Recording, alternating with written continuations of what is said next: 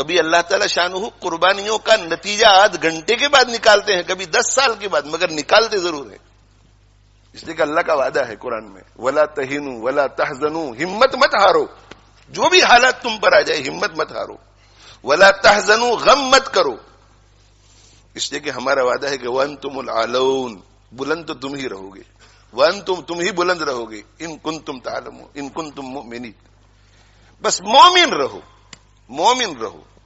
دل میں اعتقاد صحیح اور عمل تمہارے صحیح، دل شکستہ نہ ہو اور غم نہ کرو، دل تمہارا ٹوٹے نہیں، دل شکستہ نہ ہو اور غم نہ کرو، تم ہی غالب رہو گے اگر مومن ہو۔ الاسلام یعلو، آپ صلی اللہ علیہ وسلم کا وعدہ ہے کہ اسلام بلند رہے گا۔ هو الذی ارسل رسولہ بالہدی ودین الحق لیظہرہ علی الدین کلہ، وعدہ ہے قرآن کا۔ اس لیے ایسے حالات میں شکوک شبہات میں مبتلا نہیں ہونا چاہیے، اللہ کی حکمت پہ یقین رکھنا چاہیے، اللہ کی حکمت پہ، اللہ کی حکمت بھروسہ رکھنا چاہیے، اور جہاں کہیں جو کوئی پریشان حال ہے، جس درجے کی پریشانی میں ہو، جس درجے کی پریشانی میں ہو، ان کا تعاون کرنے کے لیے جس طرح انہیں خود بھی اللہ کی مرضیات پہ چلنا ضروری ہے، پوری امت کے لیے اللہ کی مرضیات پہ چلنا ضروری ہے۔ اگر ہم ہمارے ان فلسطینی بھائیوں اور بہنوں اور بچوں جو معصوم ہے، جو انوسنٹ ہے، جن کا کوئی قصور نہیں ہے، ان کو کسی قسم کا بھی فائدہ پہنچانا چاہتے ہیں، فائدہ، اور بہت ہی مؤثر فائدہ، اعلیٰ درجے کا فائدہ، تو میرے بھائیو توبہ کرو اللہ سے، اپنے گناہوں سے توبہ کرو، اور توبہ کر کے عزم کرو کہ آج کے بعد ہم اللہ کے دین پر، اللہ کی مرضی کے مطابق چلیں گے۔ اس سے بڑھ کر دوسرا کوئی مؤثر فائدہ نہیں۔ باقی سارے فوائد اس کے تابع ہیں، یہ قابو میں آیا تو باقی سارے اسباب کام آئیں گے، یہ قابو میں نہیں آیا تو کوئی سبب کام نہیں آئے گا۔ یہ میرا ایمان ہے، اور ہم سب کا ایمان ہونا چاہیے۔ اگر اللہ ہمارا نہیں ہوتا تو کوئی سبب ہمیں کام نہیں آئے گا، اللہ اگر ہمارا نہیں ہوتا،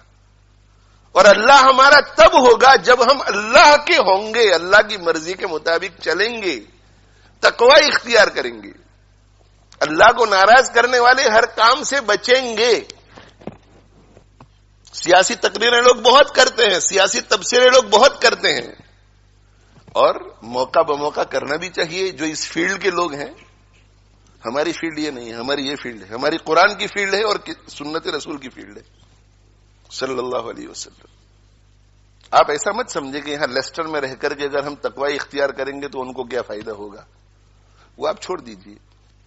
آپ قرآن اور حدیث پر، اللہ کے فرمان اور رسول اللہ صلی اللہ علیہ وسلم کی ارشاد پر یقین کر کے آنکھ بند کر کے کیجئے، پھر آپ دیکھو کہ اللہ تعالی شانہ اپنی قدرت کا مظاہرہ کیسے فرماتے ہیں۔ اللہ نہیں بدلا ہے، اللہ کا قانون بھی نہیں بدلا ہے، اللہ جیسے پہلے تھا آج بھی ویسا ہی ہے۔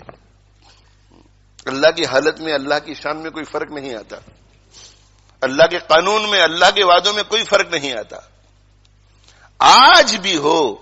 جو ابراہیم سا ایمان پیدا، آج بھی ہو